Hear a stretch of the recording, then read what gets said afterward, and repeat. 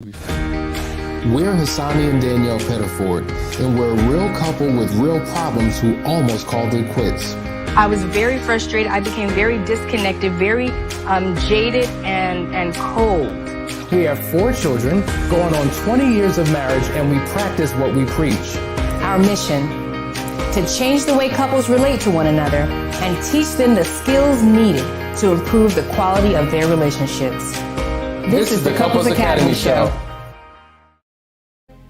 Welcome, good morning. You're watching the Couples Academy Show. My name's Danielle. And I'm Hassani. Okay. Welcome, everybody, for another wonderful, hot show with great topics and insight. We want to thank you for joining us every morning.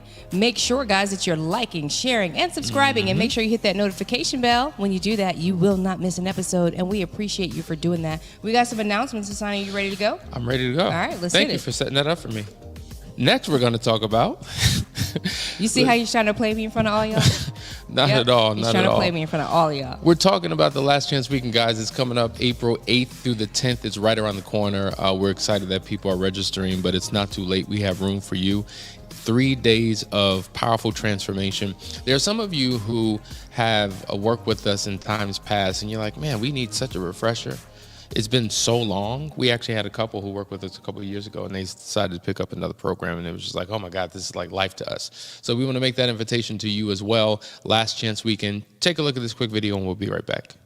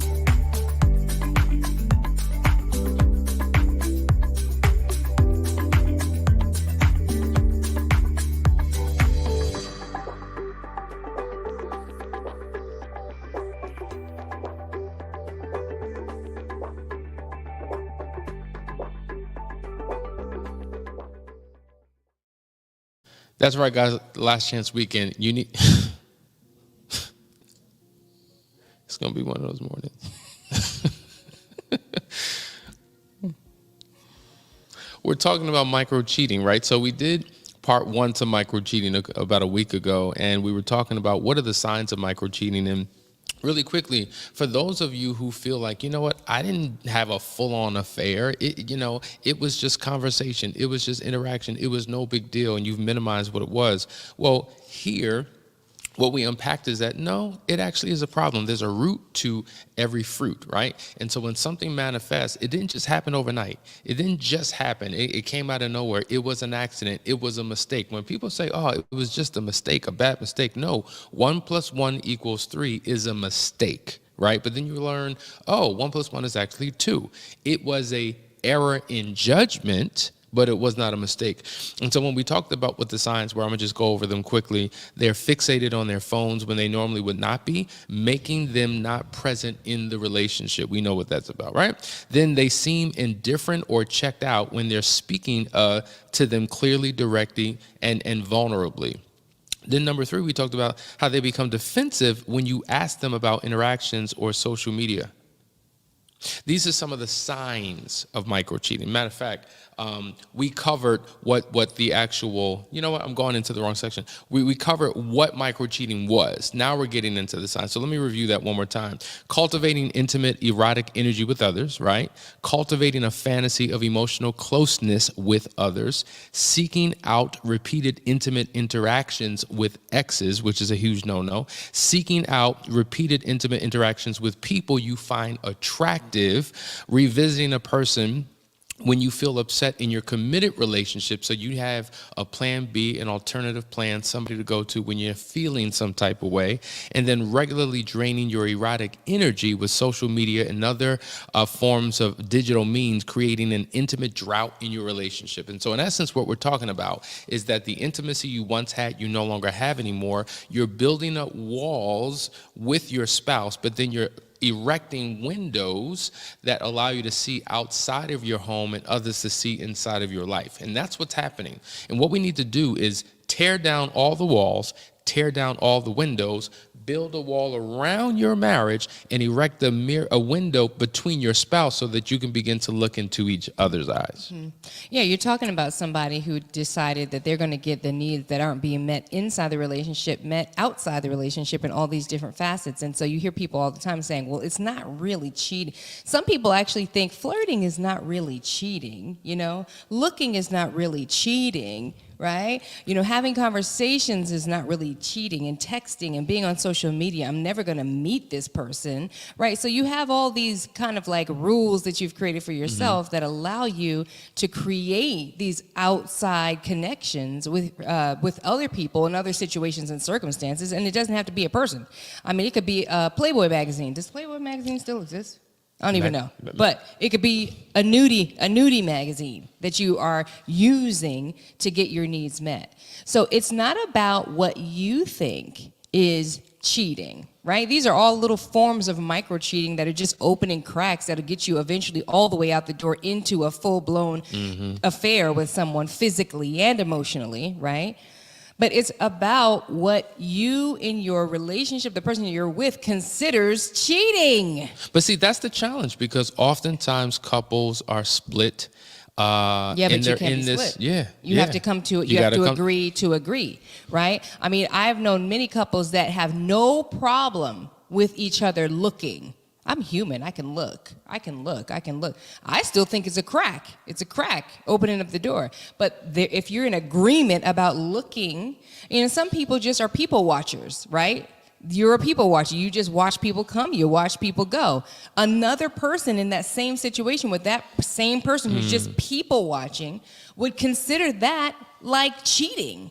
Because you're looking at someone else. Look at me. Why are you looking at somebody else? I'm just people watching. Well, I don't want you looking at people. So you have to come to the agreement on what is true for your family, for your relationship, essentially. You know, so I don't mean to bring this in, but that's a good point about you two being on the same page. Because, listen, just because you, and let's flip it though, because you can agree on something and it still be wrong.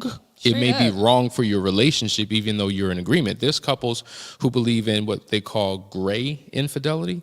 And one of the components of gray infidelity means, listen, if I'm 30 miles away or further, whatever I do is not cheating, because that's our agreement.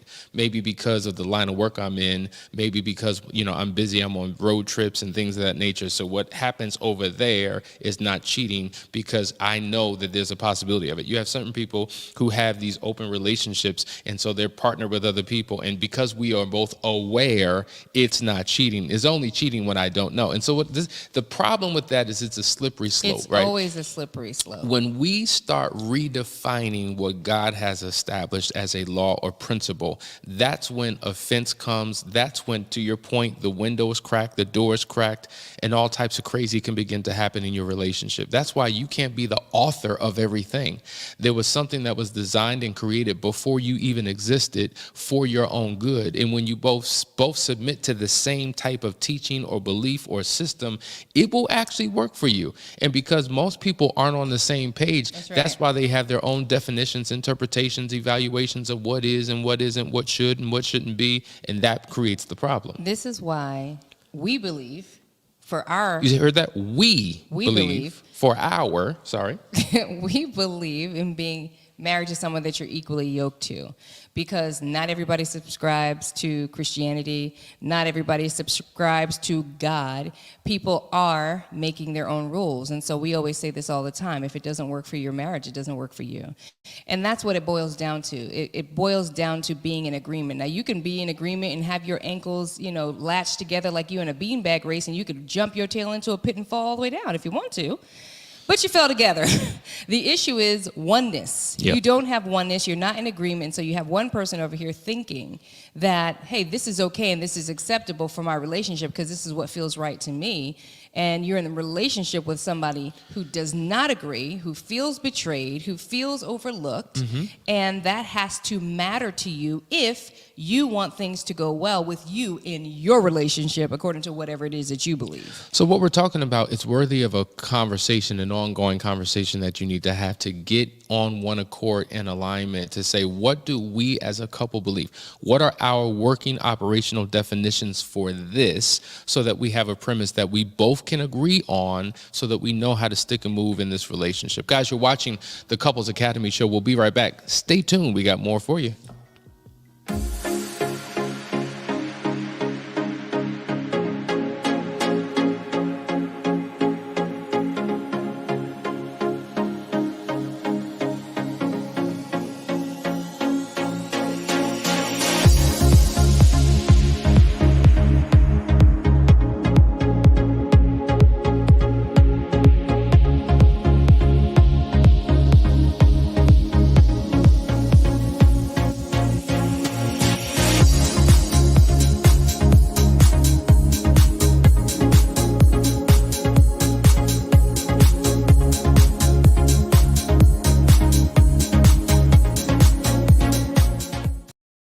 Couples Academy is committed to serving couples around the world by reaching beyond cultural lines and language barriers.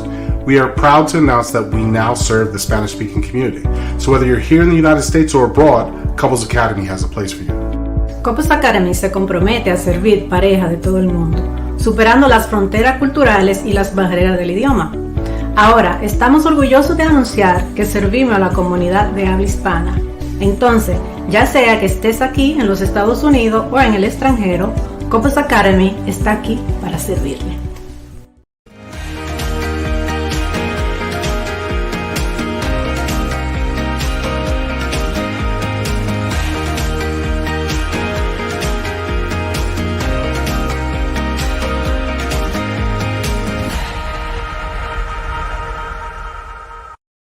All right, guys, we're back. We're talking about micro-cheating. Glad to see that you are ready for this conversation, because when we did part one, it was just like, oh my God, this is so good. Part two. And then life happened and, Will blew the world up. So we had to address that. And, now we're back. Yeah, let's make sure we acknowledge some people here. Let's say good morning to Derek and Shalise and Cali Power, all the way out in California. And JJ Rick is in California. Grace is with us. Gonzalez, Torre. Cecilia's with us. Miss Jewel is with us. Hey, Renita. Hey, Sherry. Marvin. Lisa's with us. VT Flo, good morning. We got Lisa TT with us. Daryl Gardner's with us. Hello. DF Flo is with us. Antoine is with us. JJ and Shalise again. So Shalise has a comment here, and she's saying, let me just turn that on. Micro-cheating leads to a full-blown emotional affair. He has chosen us and restoring us, but he struggles with missing her. Please speak to the necessity of being honest with oneself. Part one. I think she has a part two coming, maybe. Oh, okay. Here's part two. Yeah. The magnitude of the feelings that developed, and is it possible to overcome that attachment and truly be 100% invested in the recovery since he chose us? You want to tackle That's a great question. So we're talking about, this has a lot to do with the emotional piece, right? So if it's just physical and that's all I perceive it to be, no big deal. That was then, it's over. Now I'm invested in you. But when there is an attachment, when there's something more than just the physical, because maybe we've been micro-cheating for some time, we've been flirting, the back and forth banter, we have great conversations, we connect, there's this vibe between us, that's a different process in the recovery process to begin to wean away from that. So there has to be almost like a going turkey approach. Like I just went cold turkey, right? I just cut it off. But then there's the residue left behind. And so what we know is that when individuals still kind of remain connected, they still talk, they still check up on each other occasionally, then that connection remains, that emotional attachment remains. That's why they say, when you've been disconnected from a person for a minimum of, say, 4 to 6 weeks, the feeling or the high that you once had begins to dissipate and go away. So it's almost like he has to completely do a hard break. We talk about the no contact contract, where there is a complete break and tie, whether it be through social media, whether it be through text, phone call, email, social interaction. Even if they're working in the same environment, there's got to be a disconnect. I can't see you every day passing by, even though I chose not to speak to you. Like, until that happens, there could potentially always be something. So that's the beginning of the process. And then there's the shift. There's the heart shift, the mind shift back towards you. Like, there's a detox. We say, when a person who's on drugs is addicted to a drug, they have to go through a detox to get that drug out of their system. And oftentimes with these affairs, a man has to go through a she-tox, and that woman has to go through a he-tox, cleansing them of that person, getting rid of all articles and possessions, working on thoughts and memories when they come, thought shifting and shutting it down, and then redirecting focus back towards the partner. Yeah, and listening or reading rather the question, I'm also thinking about that word honesty, being transparent with yourself. And it makes me think, it sounds like he's doing that. It sounds like he's chosen the family and he's chosen to do the right thing. It sounds like it's more of a question is this real? Like, is this a genuine heart change? Is this even possible for him to do? And oftentimes when we're in a relationship with people and we do things that hurt people, the truth is that all we want is honesty. We just want your transparent, down to the brass tacks of it all truth. Tell me the truth. That I can work with. Yeah. I can't work with lies. I can't work with assumptions. I can't work with maybes, ifs. I can't work with that. I need to know for real. And so maybe there are still some sentiments that you are experiencing where you feel that he's just doing it because it's the right thing to do. And that what you want to know is, what do you want to do? Where's your heart lie? Does your heart still lie with her? Is it possible that there's something else we need to look at here? Do you want to be free from whatever entanglement you have emotionally with her? So it just sounds like you have questions about what you're living through, and is this transformation or change in him actually real? And that's something that I would advise that you get into some counseling to really dial into. I mean, counseling is a very healthy thing, y'all. We talk about he talks, she talks. Well, you don't know what that is, right? You need to come to somebody to help you get to the detox and the she talks so that you can get to a better place. So I would recommend you reach out. Yeah, absolutely. And sometimes, as I've said before, your thoughts and feelings and emotions have to catch up with the decision you made. So he chose you all because it was the right thing to do. Now he's got to get his heart and his mind right as well to be in alignment with that decision. And to your point, that takes a process. And that starts with transparency. Absolutely. That definitely starts with transparency, knowing what it is and why it is, and getting it out and being honest with yourself, because so many people engage in self-deception. And the reason why I'm lying to you is because I'm really lying to myself, because if I were to really tell you how I really feel, well, no, you got to put all that out on the table and deal with your rawness, deal with your stuff. And then you have to tap into your why. Okay, you're making the decision to stay in the marriage because it's the right thing. What is your why? Because if you don't have a strong why, a legitimate why, then even your commitment is going to feel non-committal. So there's a lot here. And so going to him going to get individual help is critically important. And so we would encourage him to reach out to Couples Academy. Let's set something up to see how we can help. JJ has a comment here saying, my husband's affair started out as micro cheating. I really had to explain to him that you should not have female friends that I don't know about. That's part one. And I already know where you're going, JJ. Oh, I see the other part too. Okay. If you have to hide someone or something from me, that is wrong. Absolutely. And that's what we're saying here, that, we have to get to a place where we have an agreement. It's the boundaries that we set to protect ourselves from ourselves, oftentimes, right? There's that, right? We have to actually understand who we are and why we do the things that we do. We all operate in our lives with certain anxieties that nobody knows about. And I walk around this world trying to cover my anxieties and not feel them. And when certain pressures come upon me, I feel the anxiety, I react a certain kind of way. This is why we need to put boundaries around ourselves, understanding where does our boundary end? Where's the end point? Where's the literal edge and tip of my boundary, so that I can protect myself from bad decisions? But in and of itself, even with that, you still got to take your boundary surrounded self to your partner with their boundary surrounded self, and the both of you need to create boundaries to protect the marriage. There's one thing to protect yourself from yourself, but then there's your marriage, and there's the rules and the things that matter to you. Your values as a couple have to matter. So we can't have people talking about, well, they're just a friend. Well, are opposite sex friends good in your marriage when I don't even know you. Hassani and I, we know all the same people. Like I know her. And that doesn't mean that I have to talk to everybody, but we know each other. You know, I might say hello here and there and everywhere. We may not be tight, but we know everybody. There's nobody that is off to the side that is an isolated party from this here. And if you have that, then now you really understand this, that the energy that you have, and you only have a certain amount of energy to give to in your life, you are seeping some of that energy that your marriage deserves out into the world and other places. It's a problem. Listen, guys, you're watching the Couples Academy show. We're going to be right back after this break. See you in a second.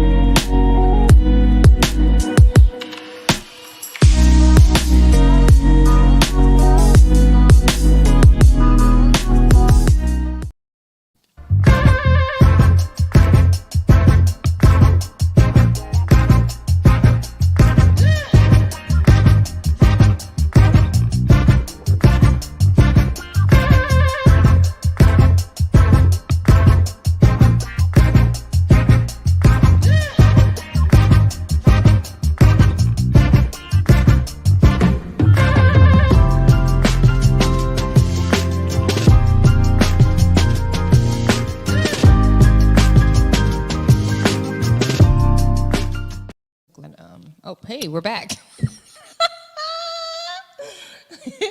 Thanks for that warning, Maddie. Great job. Anyway, I was about to say I'm so glad I could take a nap after this because I'm sleepy. But anyway, back to the topic, Hassani. Yes. So here we go. Let's get into, why do people micro-cheat? I think this is quite interesting. A person may be cheating because they like who they are when they're with their affair partner. They might feel sexier, smarter, more charming, and more alive when they cheat. With their spouse at home, they might feel invisible, dull, boring, or old. Now, what's interesting about this, the way you feel with your micro-affair partner or your full-blown affair partner is the way you once felt with your spouse, right? So we call that the language of attraction, the law of attraction. And then something happens in the relationship and there's a disconnect. And so now you find this same connection you had with your spouse with somebody else. That's what we call the language of seduction. So now you're seduced away by the same components that you once were drawn and attracted to your spouse. So that means that something went wrong in the relationship. It's not like all of a sudden you woke up and something's wrong with your spouse necessarily, but the connection is wrong.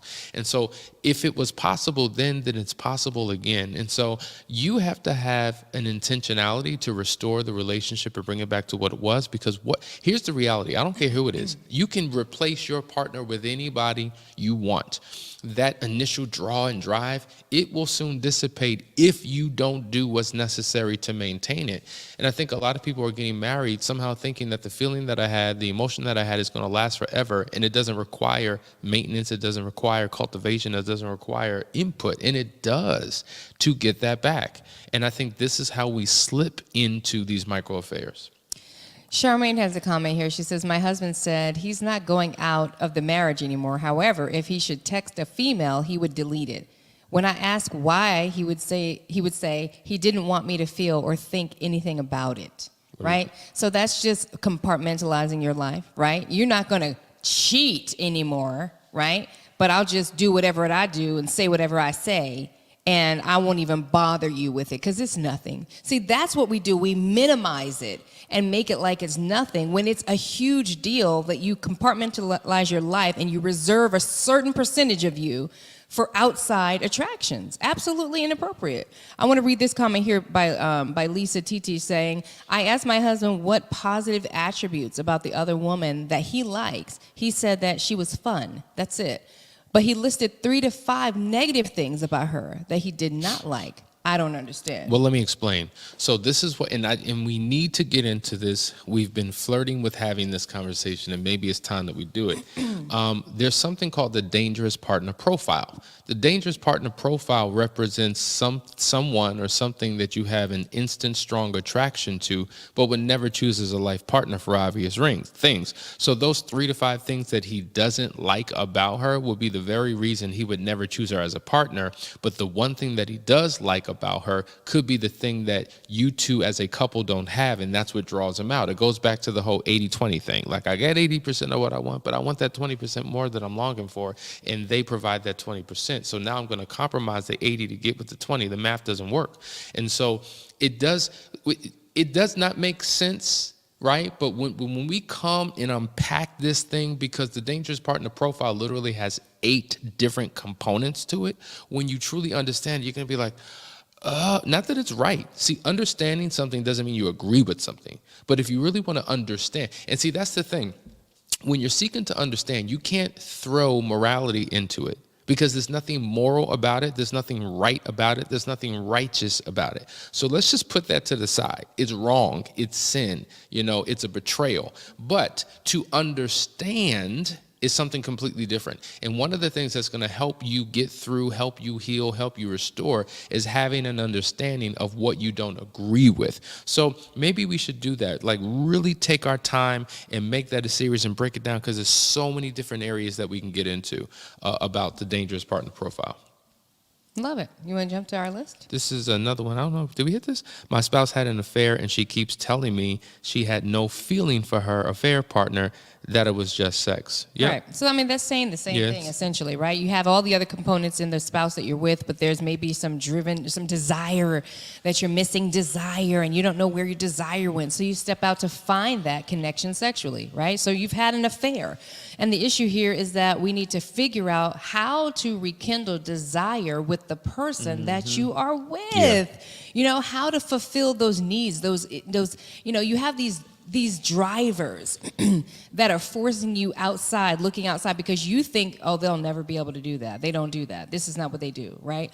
There is something to be said about the commitment of your marriage. You made vows to one another, and so you have to work with what you got. Work with it and make it what it needs to be. And you have to do that over and over and over again, because we go through cycles in life, right? What it was 10 years ago, it ain't what it is today. Who am I today? What can I, if I gave myself permission, if you gave yourself permission, what could you be today? What would you be open to today? See, you don't have these continued conversations with your spouse, so you don't know, and you decide to go elsewhere. Guys, this is real stuff. Like even when you say the desire, get the desire back, the question I know that they're asking is, but how, right? How do we do it? And, I'm excited about what we're going to be doing over the next couple months and then the next few master classes, because the how can't be wrapped up in, a quick 30-second soundbite on a show. Like, there is a process and a system and a methodology to it to make it happen. But I think what happens is it's almost like we live in this microwave society where people want to, put it in there for 30 seconds and boom, it's ready, right? But you can't do that. Like the last time you made chitlins, you didn't make it in the microwave. I don't make chitlins. I don't make chitlins. You were saying? You can't make it in the microwave, right? You got to cook. You cook that on the pot, I've never right? even tasted chitlins. I'm just saying. Most of y'all don't even know what chitlins are. Chitterlings, okay? That's the correct pronunciation. He was clearly raised on chitterlings. He knew how to say it right. But see, this is what happens. You can't put certain things in a microwave. Sometimes it takes it's got to simmer, it's got to boil, it's got to get to a breaking point. And then, whether it's putting something in the microwave or taking 2 pills and waking up in the morning and all your issues going away, it does not happen like that. And a lot of times people want to rob themselves of the method and the work that's necessary to get to your final result. Like, if you have bad credit, you could pray over your credit all you want. If you wake up in the morning, you still gonna have bad credit. You gotta put work to your faith. You gotta work it, right? You gotta go through a process to get to a better place. And likewise, it's gonna take your relationship putting in the work that's necessary. And so listen, this is the start. Like, this is the door. We're saying, come on in. Now, on the inside of this, when you come through, there's a whole lot of stuff that we have for you that will help you get to that better place. And that's why we encourage you to go to the Couples Academy show.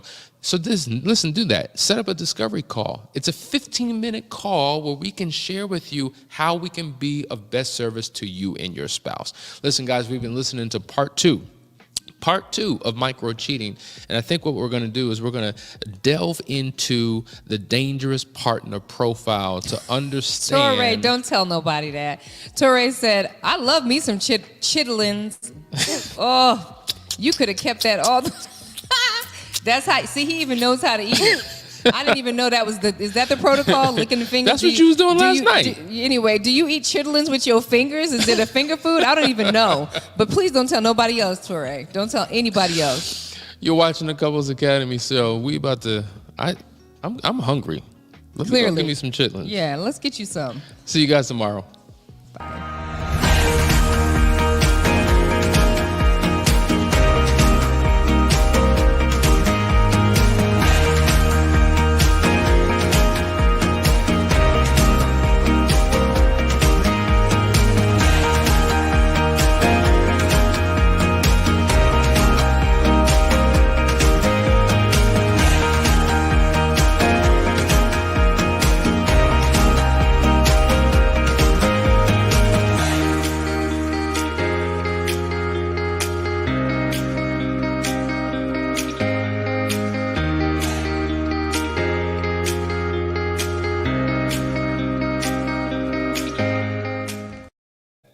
Look, like the way that they curve and wave or whatever.